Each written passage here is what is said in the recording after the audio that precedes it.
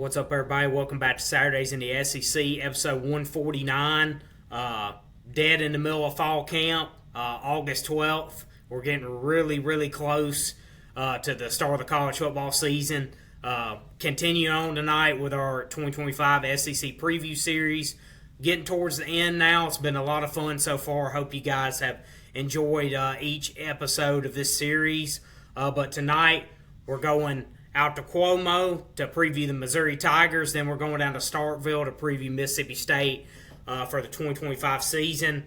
Two programs that are definitely in different spots for sure. We're going to start with Missouri tonight and kind of looking at their program. Really have made it back to potentially unprecedented levels of success this year. We were talking about before we started. Missouri wins 10 games again this year. It'll be the first time in school history they've done that 3 straight years. Back-to-back 10-win seasons the last 2 years. Only the third time in school history they've done that. So you really got to tip your hat to Eli Drinkwitz and where he's gotten this program back to, because his first 4 years he was exactly 500.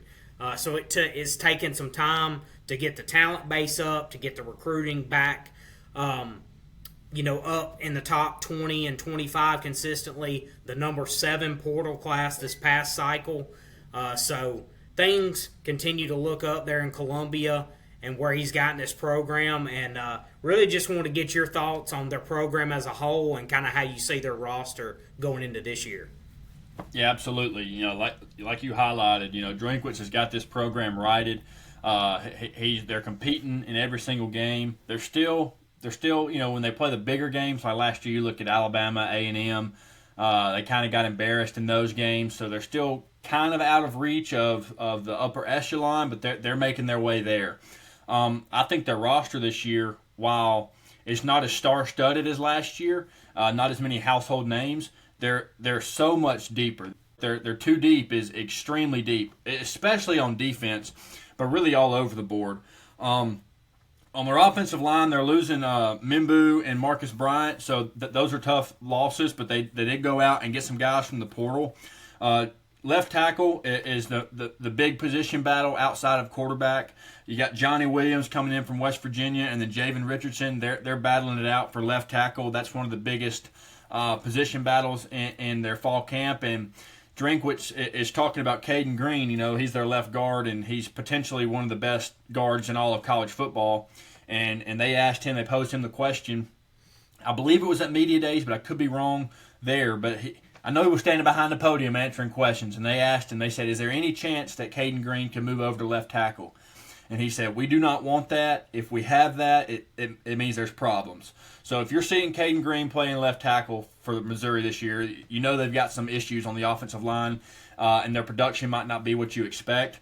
But going back to the quarterback, what everybody wants to talk about, you got Bo Pribula coming in from Penn State, and Sam Horn. That's the other big position battle in fall camp, is the quarterback battle. He hasn't named a starter yet.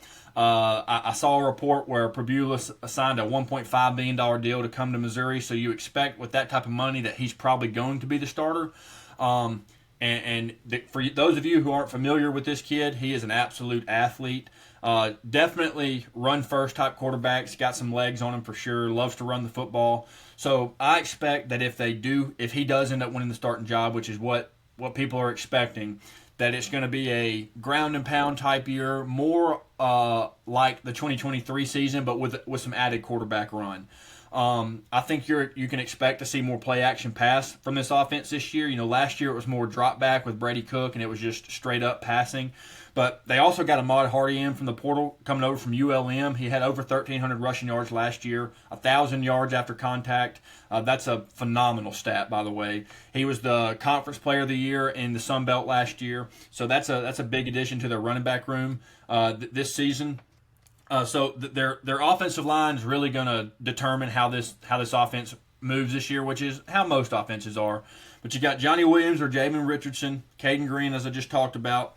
Connor Tollison is playing center again. He got injured last year in Week 9, but he has played over 2,000 snaps. He's played 2,356 snaps for the Tigers. So well experienced there. You got Dominic Guidance coming in from Michigan and Keegan Trost coming in from Wake Forest. So they've really bolstered that offensive line, and you can expect that the offensive line is really not going to skip a beat. It's probably going to take a step forward this season. So they're going to lean on the run game, what you can expect with the talent that they got, because behind Ahmad Hardy, they got Jamal Roberts, who's played well for Missouri the last few years. And like you said, they got the number 7 transfer portal class. Getting Kevin Coleman from Mississippi State is a huge get for them after they're losing Burden from last year. He had just under 1,000 yards receiving last year with 6 touchdowns, and then they returning Josiah Manning and Marquise Johnson, and then they getting Xavier Lloyd in from Illinois State to help bolster that wide receiver room. So I expect the Missouri offense to kind of get back to the look of what we recognized in 2023 with Cody Schrader in the backfield for them. Just a big-time ground and pound, leaning on the run game, and then letting your pass game come from that. A lot of play-action pass, and then obviously more leaning on the quarterback run game if Pabula is the one who wins that starting job. Yeah, I'm really curious to see how the offensive line shakes out. You made a great point with Caden Green at left guard. I was reading some recent practice reports from Missouri, and not sure if it was due to injury or them just trying some things out, but I believe it was the last couple practices Caden Green had been at left tackle.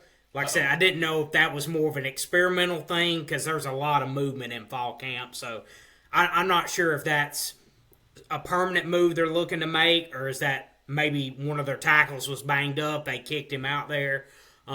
But just something to keep an eye on for sure as we get closer to the season, in game 1, or if that, continues here the next couple weeks, because they have got one more scrimmage and then get into game week preparations. But no, I'm glad you made that point about Caden Green and him at left tackle.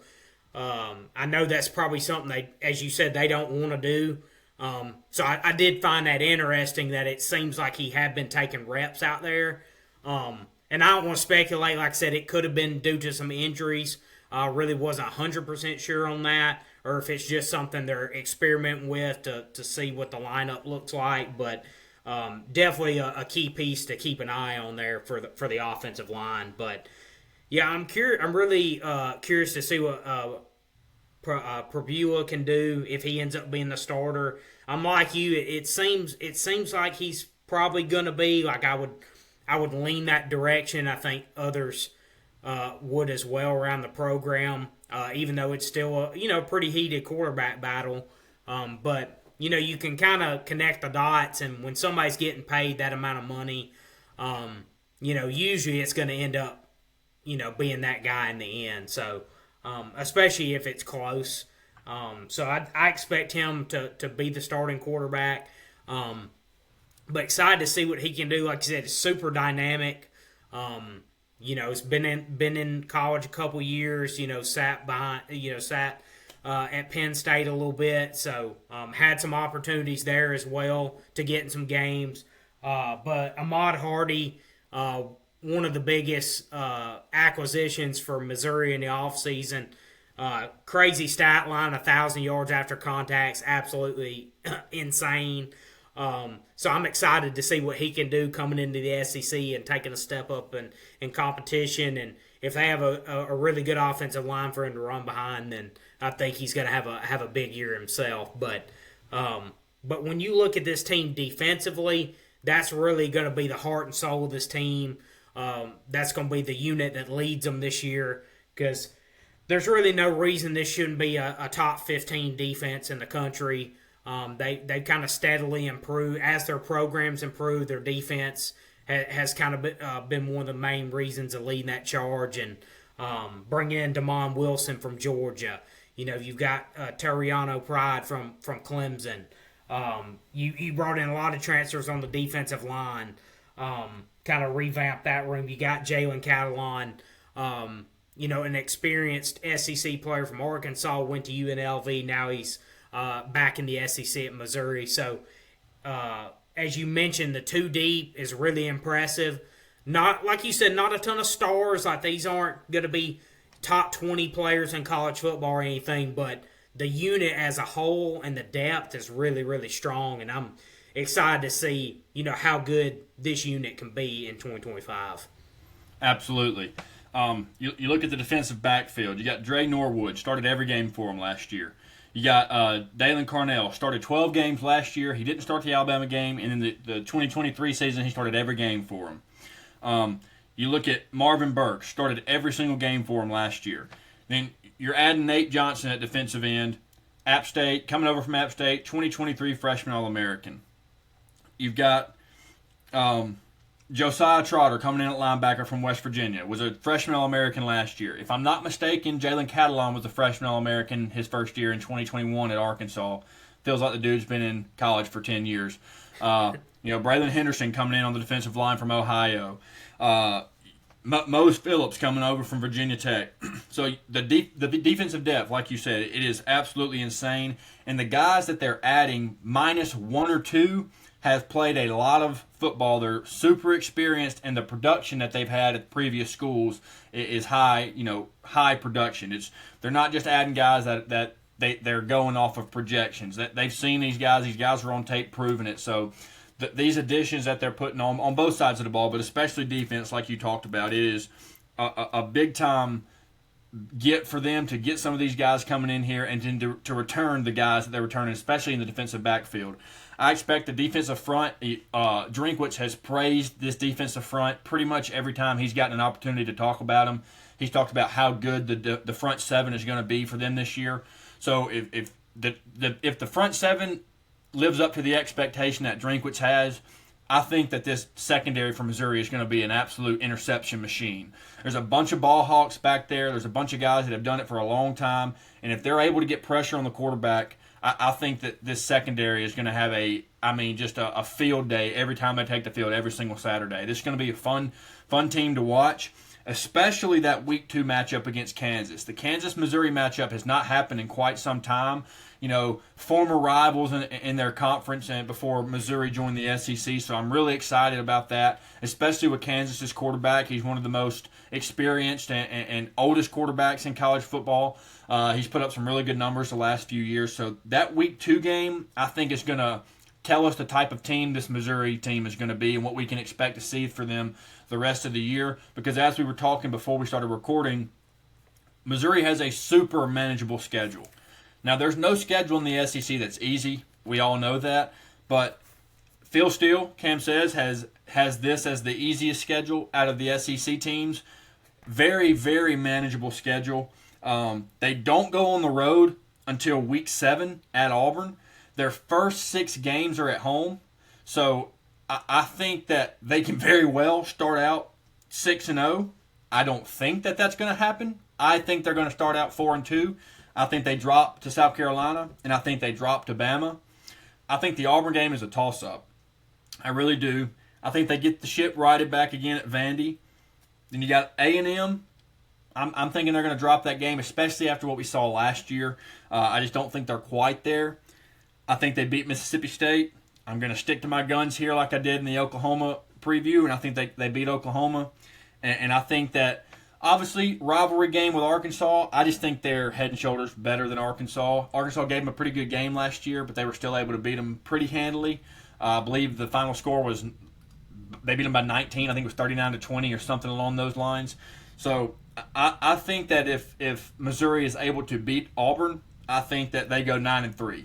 I think if they're not able to beat Auburn, they go 8-4. Still, regardless, and even if it's, they drop to Auburn but beat South Carolina or beat Alabama or something along those lines, I still think it's a 9-3, 8-4 ball game or 8-4 ball club. But if they end up winning 9 games, they very well could do the double-digit wins for 3 years in a row for the first time in program history. I will say we had some haters come in the comments. I respect it. I love it. I love your opinions. But I'm sticking to my guns here. I will give the quarterback position to Oklahoma. But everywhere else on the roster, I'm taking Missouri just because they're so deep, man. They have talent throughout this roster, like we've talked about, in the 2 deep. So I'll give the nod at the quarterback position to Oklahoma. But everywhere else, they're pretty even, or Missouri's got a step above them, in my opinion. Just mainly for the depth. So I'm thinking 8-4, 9-3, 7-6 at the absolute worst. I really find it hard to think that there's 6 teams on this schedule that can beat them. So I'm taking probably 8-4, 9-3. But if I'm betting on it, I don't know what the line is. I did not look that up before the game or before we started recording. Do you know what the line is for over/under wins this year? Not off the top of my head, but I'll check it though. Okay, I would assume that it's 7.5 is what I would assume that it is right now on August 12th. So I would take the over regardless if it's 7.5. If it's 8.5, I'm probably staying off of it. But if the over under for Missouri is 7.5, I'm hammering that with everything in my bank account. Well, go ahead and get that debit card out and hammer it because over 7.5? Under 6.5. Oh, dude, Vegas is usually spot on with these numbers. I don't agree with this. I don't agree with this. That is a lock. I'll be honest with you. I ain't no joke. I may go put 100 on that tonight. Yes. I honestly, I did not expect it to be that low. That's honestly. low, But dude. That's low. They're getting 7. Fando. Yeah. They're getting seven. This is all SEC Saturdays in the SEC guaranteed. They're over 6.5. Absolutely. That will happen. That will happen. No, it's funny too with the Missouri, the Oklahoma comparison and stuff. A lot of it too is not only I think pretty overall similar rosters, but you got to look at it from a schedule standpoint too. Mm-hmm. I mean, you're total opposite ends of the spectrum. With Oklahoma had the toughest schedule basically in the SEC in the country last year. It's going to be very similar to that again. And then you got Missouri on the other hand, which in a lot of places is the most favorable or at least one of. So it's one of those things too where it's like sometimes the way the schedule falls for you, and I think Missouri's going to have an easier time getting to their wins than Oklahoma will to theirs, even though I think the quality's fairly similar. But that's a big standpoint from those two squads as well. But yeah, I'm kind of with you on some of the win totals here. I think they've got a fair chance to get back to the 9-10 win mark like they've gotten to, or the 10 win mark they've gotten to the last couple years. They were 11-23. They won 10 last year. I think 10 again's on the table if things break their way.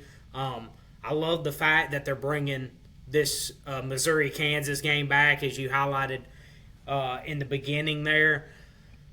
There's nothing like a good Midwest border war. I mean, I this border war between Missouri and Kansas. People don't understand, man. These two hate each other. Missouri and Kansas hate each other. They're neighbors. They're like the Hatfields and McCoys in Middle America. They don't like each other. I kind of a joke here, but it's like Kansas, they're still ticked that Missouri got Kansas. Like it's Kansas City, Missouri. Kansas wants their freaking city back, so that's why you got a border war in your hands. So, I'm really intrigued to watch this game. And as you highlighted too, with Jalen Catalon and Jalen Daniels from Kansas, when those two collide, that's about 20 years of college experience going at it right there. So combined, yeah, so they're on that Hunter Renfrow eligibility plan. So those two been around the block, but two really good football players though. That's gonna be a fun game. You said it too, 6 straight home games to open the year for Missouri, which is gotta be nearly unprecedented. I feel like. I mean, you're not going on the road to Auburn your first road game till October 18th. Their season opens August 28th. Like that's almost 2 months into the season and before your first road game. So you got a bye week there before the Alabama game, which is on October 11th. So I think they got a great chance to start the year out strong.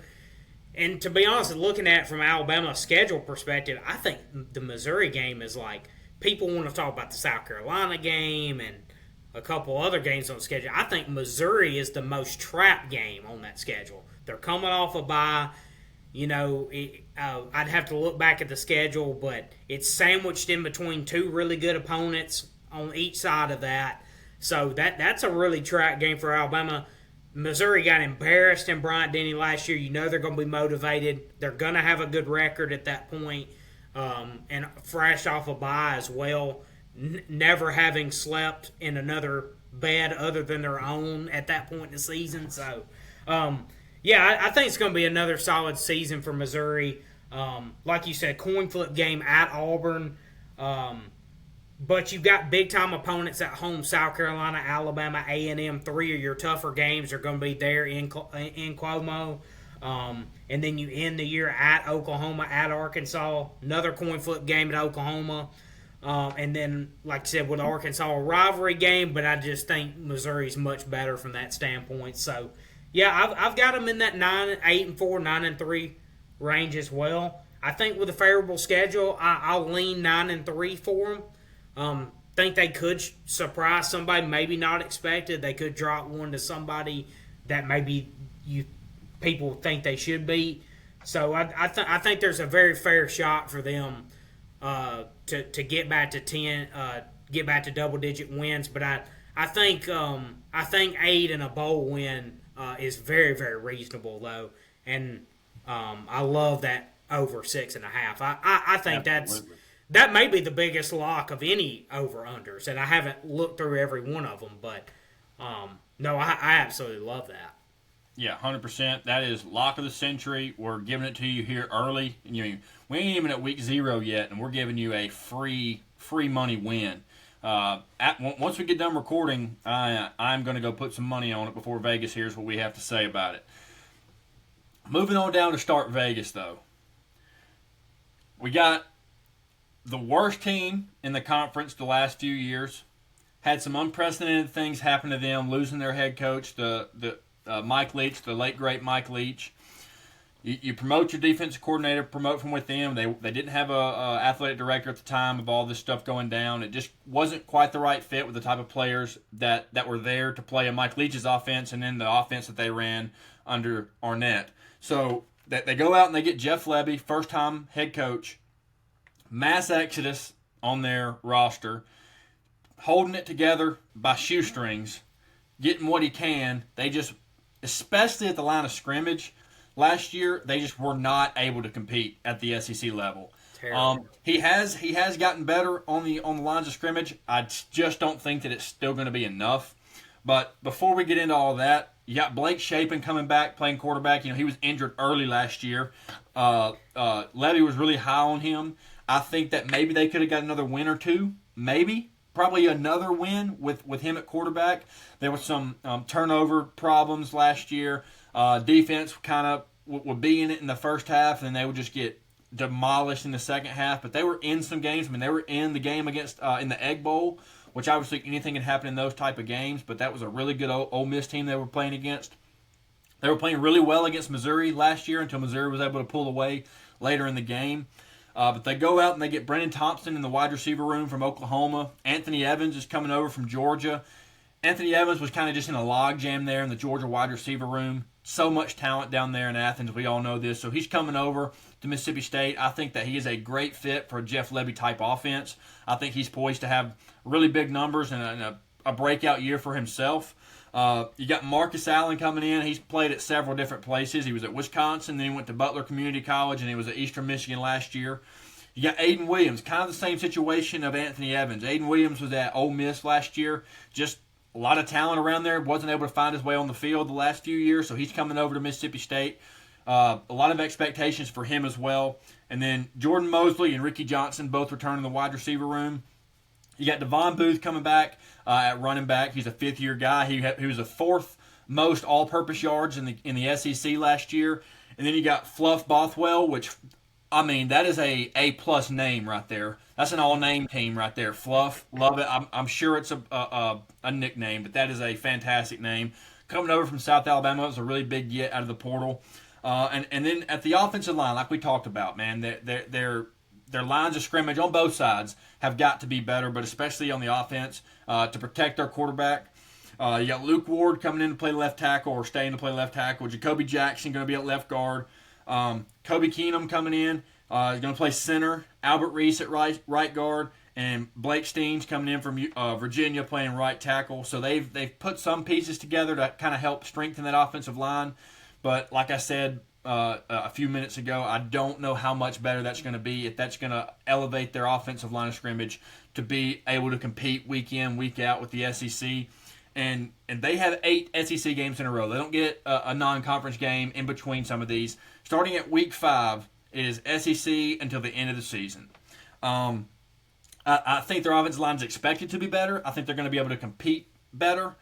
They may be able to get another win, extra here or there. If they catch somebody sleepwalking, but I just don't think that it's going to be in the cards for them offensively this year. I think their offensive system is really good. We've seen what Jeff Lebby could do. Remember him at Ole Miss with Lane Kiffin.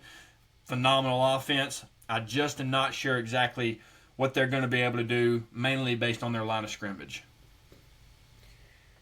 Yeah, I mean, you look at this roster and where it's at from a year ago. I think the main thing, if you're a Mississippi State fan and you're kind of wondering, obviously you know a lot about Jeff Lebby from his experience in the SEC, but I think with some of the additions they made this offseason, you can kind of see the blueprint that he's wanting to bring in there to Starkville. And like you said, both lines of scrimmage last year was – the only word you can use for it was a disaster. I mean, offensive line, defensive line was among the worst in the country. I think they gave over 200 rushing yards a game, only got 10 sacks on the entire season.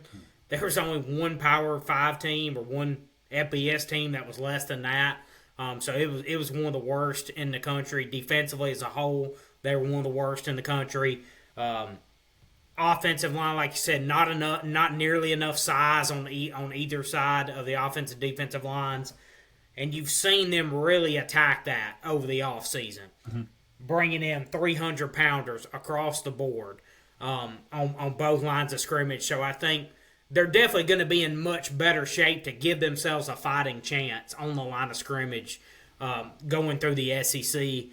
Because last year they just really didn't have a chance in most of their games due to that fact. If you can't match up on the line of scrimmage, you're up a creek. Like that's just you have no shot of pulling an upset or anything like that. So I like what they've done in bulking up both of their lines of scrimmages because that was definitely their biggest weakness. The secondary they attacked it as well because it was very poor last year.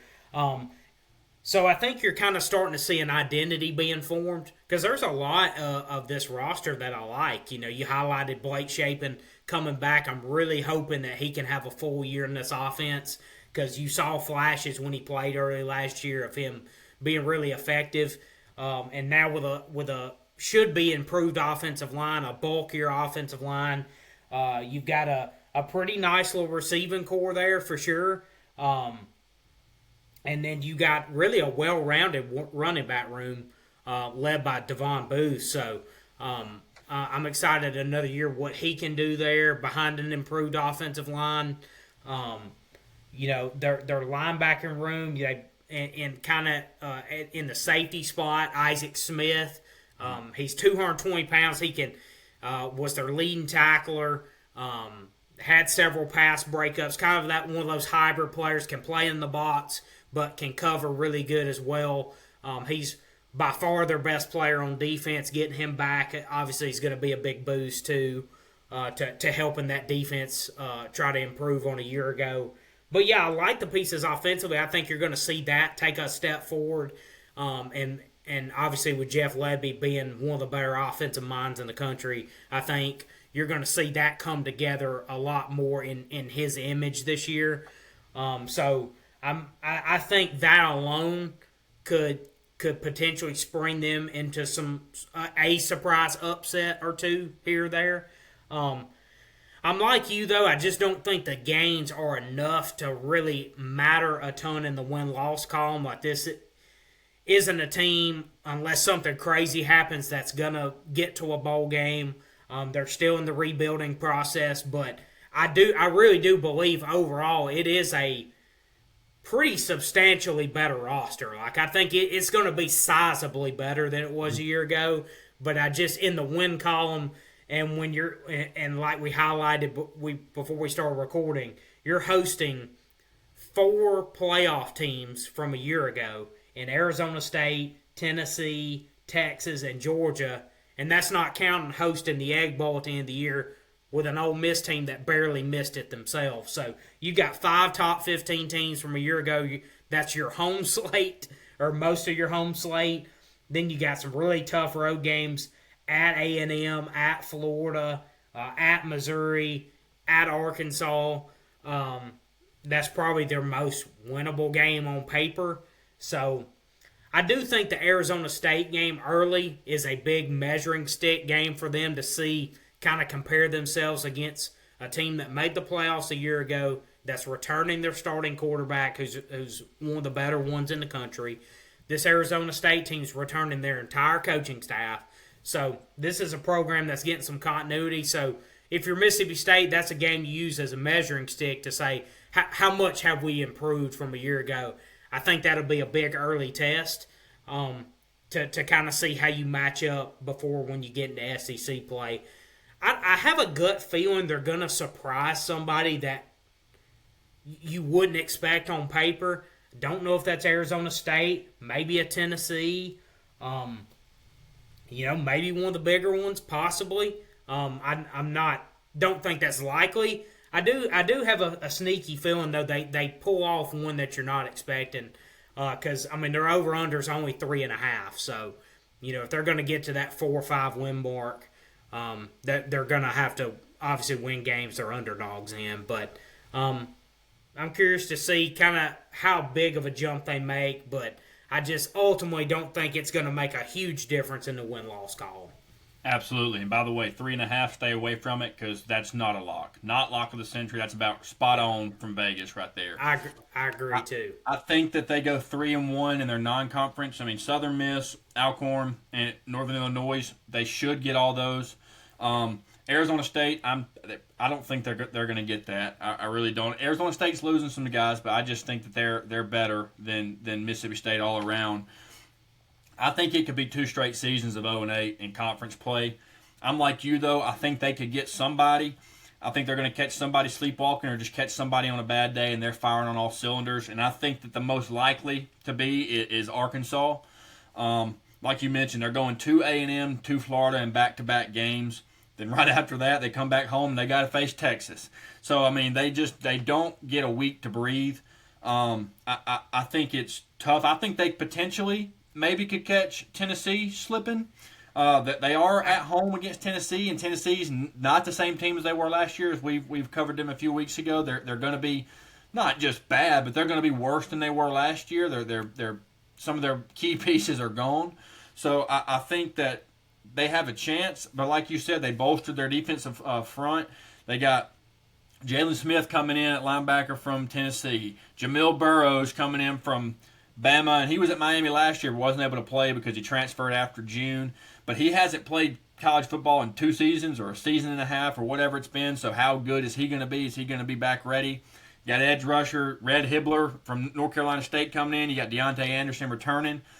They're going to have to create some pass rush, man. Like you said, they had 10 sacks last year. They just were not able to get to the quarterback. And I don't care how good of a secondary you have. If you cannot get to the quarterback, that quarterback is going to find somebody that's open, and he's going to pick apart your defense every single time. So I think with the guys that they've added, Malik Silla from Texas A&M, you got Will Whitson coming in from Coastal Carolina. So these guys have played lots of football, played some upper echelon football. I think that they're going to be better, but a lot of the production is just not quite there. Like we talked about Missouri, the guys they're adding, their production's there, high production level. We've seen it; it's on tape. Not a lot on tape for some of these guys. Red Hibbler, yeah, for sure, but Jamil Burroughs, no. Will Whitson, yeah, but not against upper echelon talent. Malik Silla played some, but not a whole lot. So you got Tony Mitchell coming in from East Mississippi Community College. He was the number 1 overall JUCO safety and the number 2 overall JUCO player in this past class from Thompson High School. Shout out. They produce lots of good players out there. I expect him to make an immediate impact in that defensive backfield. But yeah, realistically, 3-9 is what I got him, which is a game better. But it would not shock me if I look up and they're 4-8 at the end of the year because they get somebody that they're not supposed to get. Jeff Lebby, fantastic offensive mind.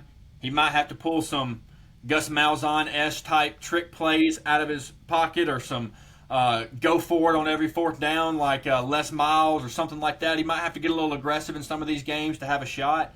But I think if they've got somebody against the ropes, that he's going to pull out all the stops to try and keep that momentum going for his team. But 3-9, 4-8 is where I've got these guys. But kind of like we talked about on Oklahoma, I think that the product on field is going to be drastically better, but I don't know about the win column. It might only be one game better in the win column, but I can guarantee you that the product on the field is going to be much better. And if they were to play that Toledo team that they lost to last year, they would not lose to them again this year with this roster. I truly believe that. So for Mississippi State fans, y'all, for the most part, Mississippi State fans have a pretty level head on their shoulders, and their expectations aren't really crazy like some of these SEC teams, mine included. I think that they understand and have a good understanding of where this football team is. I just think that they want to see progression. You give them 1 game, 2 games, I think that they're elated and they can see the vision of what Lebby is building there. I mean, you just spoke about Missouri. Drinkwitz's first 4 years, he was 500 there, and then he finally took that next step up. I think they're giving Lebby a little bit of time, but I do think that if it's the same, 2 wins, he might get a little pressure. I don't think he's going to get ran out of town next year by any means, or that the seat's going to be hot, but I think he'll start feeling a little bit more pressure if the product isn't better. But I can almost guarantee that the product on field for the Bulldogs is going to be much, much better than it was in 2024. Yeah, I've got them. I think most likely record, I'm going to say 4-8. I think probably max 5-7.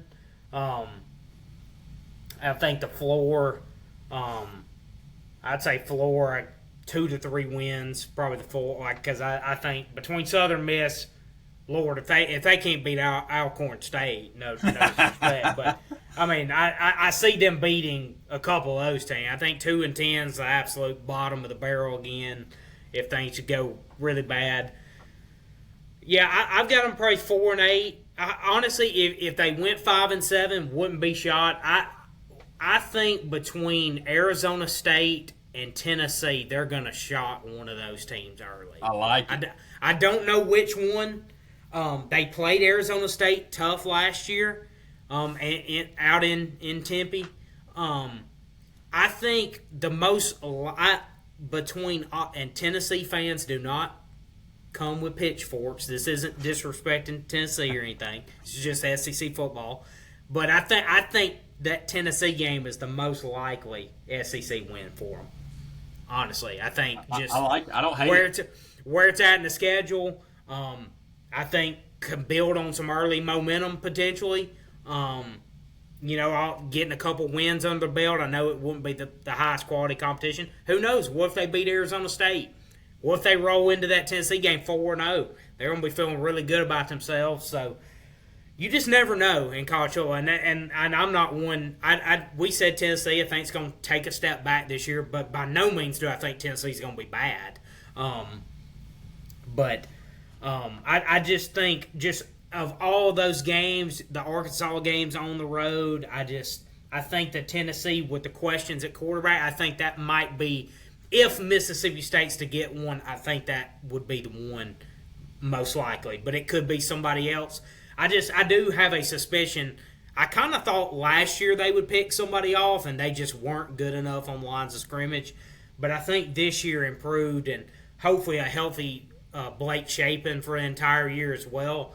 Hopefully that'll make enough difference to where they can step up and surprise one of these. Because you could absolutely see one of these SEC teams overlooking the Mississippi State. 100%. Like, hey, kind of taking a deep breath and going, well, this team was 2-10 last year. They're picked to be bottom of the SEC again. I mean, it happens all the time. We see teams that are favored and teams that should beat them on paper and that end up losing to teams. Like, for example, Tennessee lost to Arkansas last year, Alabama lost to Vanderbilt. It's like that's 2 games that nobody expected results to happen. So, but no, so I'm high on some of the parts of this Mississippi State team, and I'm definitely hoping for him to surprise a little bit for sure.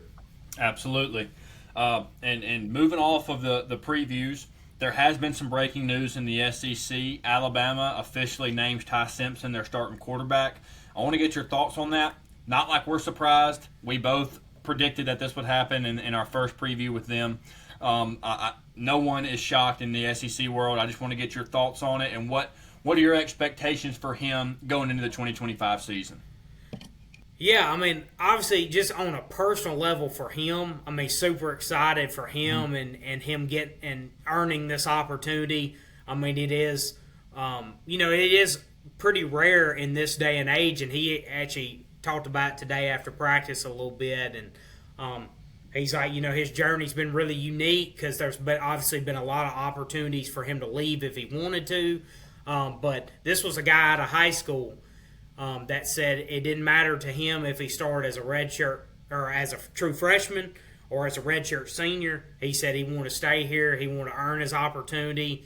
And if he started early or went more the Mac Jones route, that he was okay with that. And to see a guy actually stick to his guns and stick to his word from 4 or 5 years ago is really impressive nowadays with everything that's out there to tempt you to go somewhere else. And this is a guy that's extremely talented. So personally, I'm happy for him, and I'm excited that he earned this opportunity.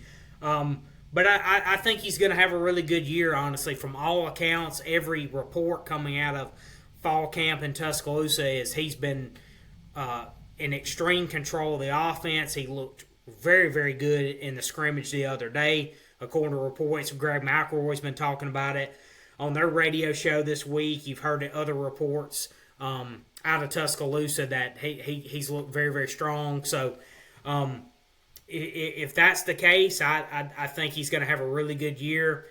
And like we've been talking about too, I think he's not going to have to be Superman. Like, he's got really good talent around him, a really, really strong wide receiver room. You've got a solid running back room led by Jam Miller, and an offensive line that on paper, and you've got some high-level, NFL potential on that offensive line. So should be one of the better O-lines in the country. So he's got a great supporting cast. Ryan Grubb is now in Tuscaloosa. You've got a head coach, an offensive coordinator, a quarterback. They're all going to be on the same page.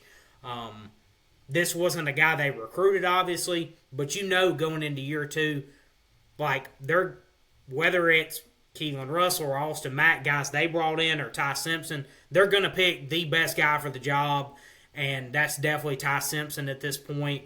And I think he's going to have a really strong year, and I think his time in college, in the system, he sat last year behind Jalen Milroe, he sat under Bryce Young, and I think all of those experiences and being in college and having the opportunity to sit there and learn, I think will pay off for him, kind of like it did Mac Jones in his time at Alabama.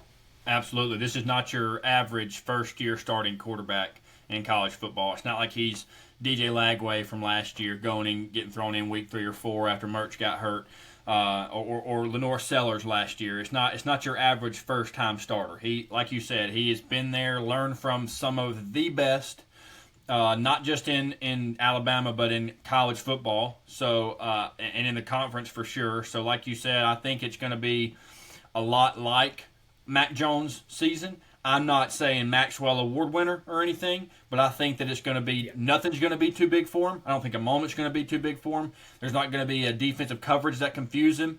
There's not going to be a play call that he doesn't understand how to execute. He's going to have his guys lined up right. He's going to be firing on all cylinders, I expect. I expect a breakout year for him, and I think that I'm obviously, as much as I don't like Alabama, I'm excited for the kid because he is one of the very few in all of college football that has done it and stayed with his team that he originally committed with out of high school. Like you said, kind of like Nussmeier did. Yes, that just doesn't happen often. Sure, there'll be some mistakes made, but it's not. I don't think that he's going to be the type to make mistakes that are going to kill you. You know what I mean? Like, he's not going to make mistakes that's going to lose you 3 or 4 ball games. You know what I mean? So I expect him to have a fantastic season. I think Alabama's going to get back to their standard of what they're used to, competing for the SEC championship, competing to go to the playoffs. I think that this is the perfect stereotype of quarterback that DeBoer wants for his offense, that we've seen that works in DeBoer's offense in the past. The dude's an absolute gunslinger, and like you said, the talent around him is just going to elevate his game. So I expect him to have a really good season here in 2025. Yeah, I think too. I mean, obviously, I don't know if he's going to play to the level of what a Bryce Young did, or what Mac Jones did in the 2020 season, or I don't, stat line wise, I don't know. I feel comfortable in saying that I think the staff feels comfortable in saying that I think he's more than good enough to get them to where they want to go. That's competing for the SEC, the playoffs, competing for a national title. They say he's the most experienced of the bunch. But like I said, I don't think he has to do anything spectacular or crazy. Make the throws that are there, protect the football, which all accounts, all the quarterbacks have done a really good job of. I think Ryan Grubb was meeting with the media today. I think at this point in spring practice, the quarterbacks combined had thrown, so we're about halfway through. They've thrown about 15 interceptions, I think.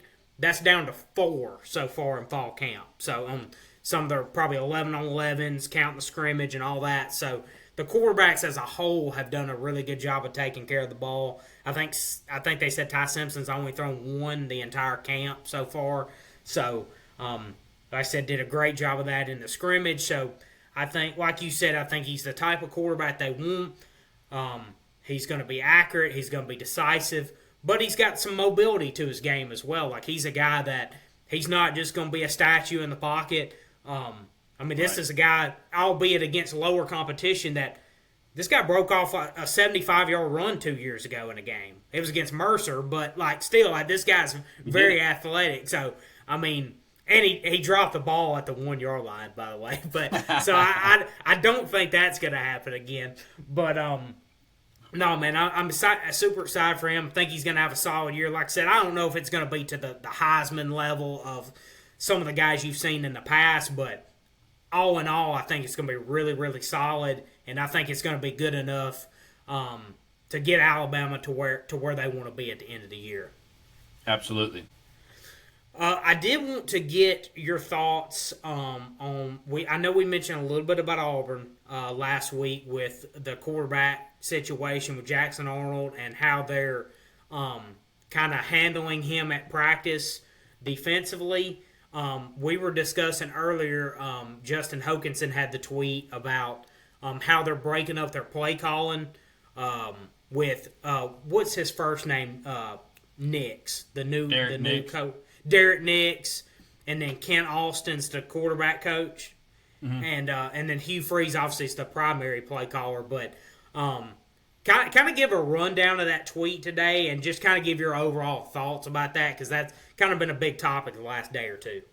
It essentially said that Derek Nix has first down play calls, Ken Austin has third down play calls, and Hugh Freeze has got second down play calls, but Hugh Freeze is able to override any of the play calls at any time. So essentially he's the primary play caller. No one's confused on that. But what we are confused on is why there's 3 different coaches calling plays for 3 different downs. I get you want to delegate stuff, but if I'm Hugh Freeze and I've come in here and definitely underperformed from what I've expected to do, whatever, the roster wasn't there, but they were in games, and some coaching decisions has lost them some games. Not only bad play, but coaching decisions has definitely lost them some games the last 2 years. If I'm Hugh Freeze, I'm saying this ship is sinking by my decisions, or it is sailing by my decisions.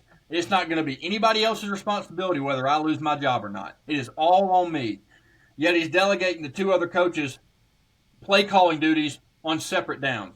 Yes, he gets the final say and if he wants to run that play or not, but I think it's outrageous. Take over the play calling duties. I know it's not as easy because he's the head man. He's got to manage everything. But if I'm in his position, I'm going down sinking with my decisions being made. I'm not letting someone else control my future and my coaching decisions. I get that he can, say, no, we're not running that play. We're going to run this play instead. But why even give that opportunity to that other coach? Ken Austin or Derek Nix? Why even have that? Because then it's just going to create some discombobulation, I feel like, if they want to run this play and you're like, no, I don't see it like that. I want to run this play. I just feel like there's going to be some maybe miscommunication or some confusion. I mean, hell, Jackson Arnold had 3 different play callers last season. Obviously, it wasn't 3 different play callers per drive, but 3 different play callers throughout the season. I just think that it doesn't allow your offense to get in a flow. And maybe I'm wrong. Maybe they've understood each other and they understand how it's going to work, and they've got the flow panned out since spring and then in meetings and then now in fall camp. They figured it out and they have their system down to a T. But I just think that it's a little strange, and it's something that I've never heard of before. Yeah, you've got coaches that'll be a co-offensive coordinator, and they'll have some play-calling duties, but the head coach is going to make the main play callers. Kind of like when Jeff Lebby was at Ole Miss. Lane Kiffin's the main play caller, but I'm sure Jeff Lebby had some responsibility in that. He called some plays. But you're changing each play caller depending on the down. It just doesn't make sense, man. Like, that is some of the most asinine thing I've ever heard in all of college football. Yeah, I mean, it's definitely one of the more unorthodox offensive, kind of setups, I guess you could say. Somebody, and I cannot remember who said it, but I think somebody was like that Auburn's NIL collective, the On to Victory, they ought to have a raffle, and whoever wins gets to call the second down plays. So, I don't know who to credit that to, but somebody said that earlier, and that had me laughing so much. So, look, Hugh Freeze has forgotten more about play calling than I will ever pretend to know. I'm not acting like this dude. He's just throwing it out there, just saying, "Hey, let's see if throw this to the wall and see if it'll stick." He's got his reasons. He's got his game plan in his head for it. It does not make sense to me, and it is definitely, like you said, the most unorthodox I've ever seen in all of college football. Granted, the most unorthodox that we've ever heard of. I'm sure there's been some crazy things go on that hasn't come to light like this, but These are the coaches out here saying this to the media personnel. Like, this is some wild stuff that we're hearing coming out of Auburn. Yeah, no, it's definitely very unique. That's why I had to get your thoughts on it, because I was like, I've never... Like I said, I'm sure this has probably happened at some point somewhere. They may have had coaches ain't coaching at that school no more. Probably not. But no, it is definitely unique. We'll see how it works out. I mean, it's going to get tested early because you're going to Waco and playing Dave Aranda's defense. So, it's going to be tested early. There's no doubt about it. But. Yeah, I think you make a good point, though. It's like this is such a critical year for him. And I kind of compare this situation to Brent Venables at Oklahoma. Right, yeah. Not that their defense has been a problem. Their defense has been their strength. But Brent Venables, he's taken over the play calling this year defensively. And to me, that's saying, like, hey, I realize this is a critical year for me. And we're either succeeding, we're soaring, or we're sinking based on me. Like, if it fails, it'll fall on my shoulders. And just with this type of system, it just doesn't seem to be that way. You know what I mean? Because it's like, so-and-so handles first down, or so-and-so handles third down play calls, but obviously he has the ability to override. He's the head coach. He can yank them totally if he wants to. But, no, I think – and I'm curious to see, like, how long does this last? Like, is this something that's – I'm sure that'll be adjusted on the fly if it's not working out very well. But I'm curious to see, like, what the adjustment is. I don't know. I'm just curious to find out more about this arrangement, if you will. But it's definitely something unique. And like you said, he's a guy that's been a great offensive coach his whole career. So he definitely knows better than you and I on this podcast. So. Like, offensive play callers, in their planning, they're looking at the tendencies of this defense on first down. They're looking at the schemes they run on first down. How do they defend this type of play on first down? And then they do all that. That takes hours and hours of preparation. Then they move to second down. So I maybe can see it from the sense of the preparation standpoint. It's like, all right, Derek, you're going to work on just first down. You're going to watch the film on how they prepare, or what their schemes are, majority on first down. What's their tendencies on the run on first down? What's their tendencies on the RPO on first down? What's their tendencies on the pass on first down? I'm going to take second down. Kent, you're going to take third down. I can see it from that aspect, but then pull that together, have a meeting, and have one guy call the plays. Don't go. That's what I don't understand. I can definitely understand it from the preparation standpoint. That makes complete sense. Delegate to help yourself out. But when it comes to the game time and play calling decisions, it just does not make sense to me. And with my job, I trust the guys that I work with to get things done and to take care of the customers. But if there's something big and major that needs to be happening, and I need this to be to the customer, and I need it to be done right, I'm going to do it myself. Because if it's done wrong, I want it to be my fault. I don't want a guy that I work with to have bad implications on me because something wasn't done right when I could have done it myself. You know what I mean? Like, For sure. you trust your guys, but there's certain aspects where it's like, all right, you're taking responsibility for this, and it's got to be you. So that's, again, from the preparation standpoint, honestly smart. But when it comes to the play calling, I just don't get it. Yeah. No, it's going to be really curious to see how this works out or how this gets adjusted, if at all, how it goes week one, obviously, and such a critical game to start the year. So, but yeah, I had to get your thoughts on that. Kind of that was something that came out, I believe today or maybe yesterday. But yeah, definitely something that's unorthodox and something to keep an eye on as the season progresses as well. Absolutely. Well, just want to thank everybody for tuning in, watching this episode of the preview series. We've got 2 more left before the season starts. Be sure to follow us on TikTok. Carden's handling those clips, and we've got a lot of traffic on that. We really appreciate it, so be sure to follow us on TikTok. At Saturdays_SEC on Twitter. Be sure to definitely hit that subscribe button on YouTube. That big deal for us, so we really appreciate you doing that. Feel free to comment on any of our channels, YouTube, Spotify, leave us a review. We love seeing feedback, and we really appreciate that. And just excited that we're another week closer. A lot of week 1 scrimmages have wrapped up. Got one more, and then teams will get into game week preparations as we're only 18 days out now. So just hope you guys enjoy this episode, and we'll catch you back on the next one here at Saturdays in the SEC. Thank you, guys.